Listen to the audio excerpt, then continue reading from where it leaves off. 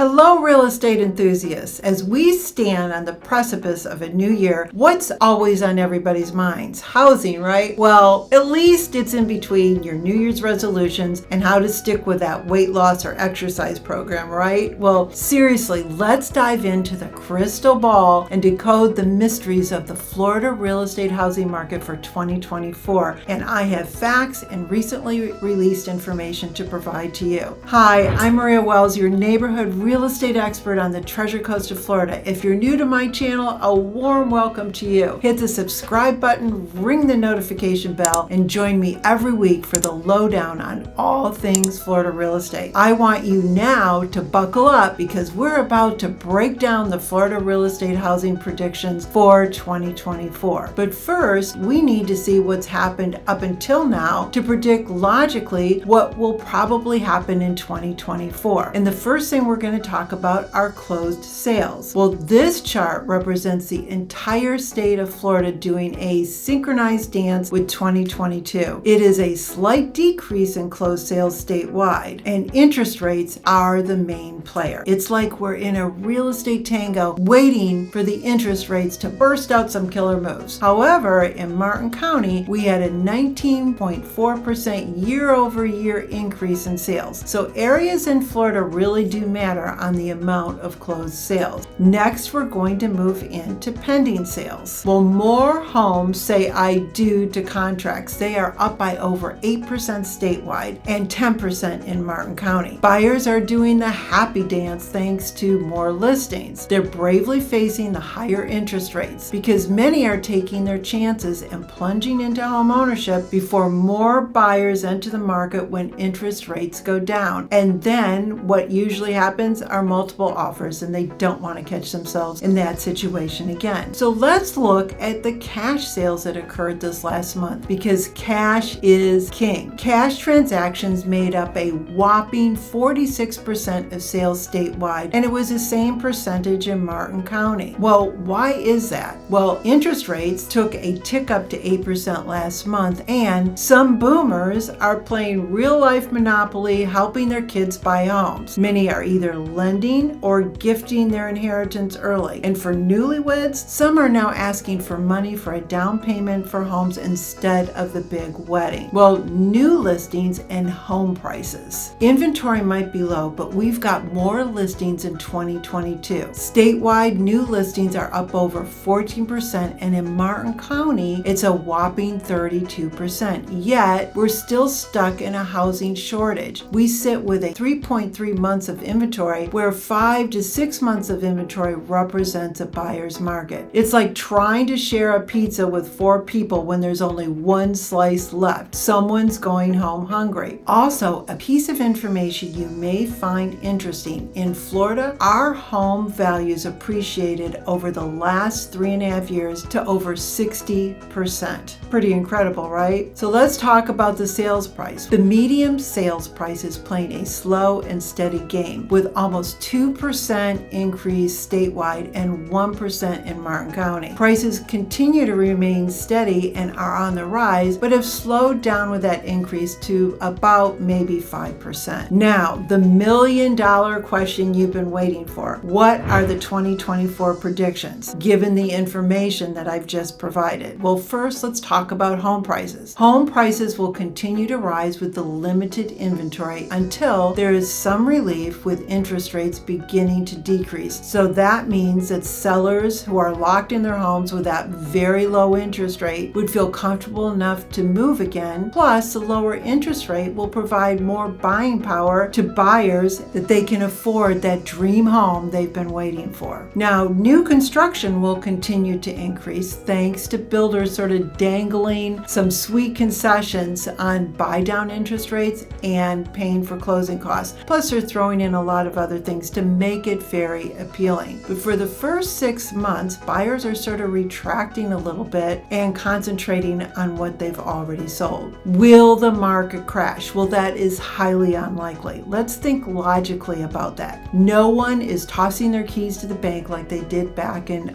06, 07 and beyond because they have these low cost interest rates that are in the mix, and rents are sky high. Where would these owners go if they gave their homes away? So at this point, sellers will stay put and enjoy the equity they have made in their home and not be giving their homes away. So what's the takeaway for the next 6 months? Well, we will most likely see a mirror image for the next probably 6 months of what we had in 2023. Interest rates are the key to unlocking sellers from their homes and for buyers to have more reasonable mortgage rates. As we move into the third quarter of the year, and with it being an election year, typically the market slows down until the public feels comfortable on the direction the country will go. So don't be surprised to see sales slowing down beginning about August through possibly the end of the year until that all settles away. So the bottom line, is it a good time to buy? Well,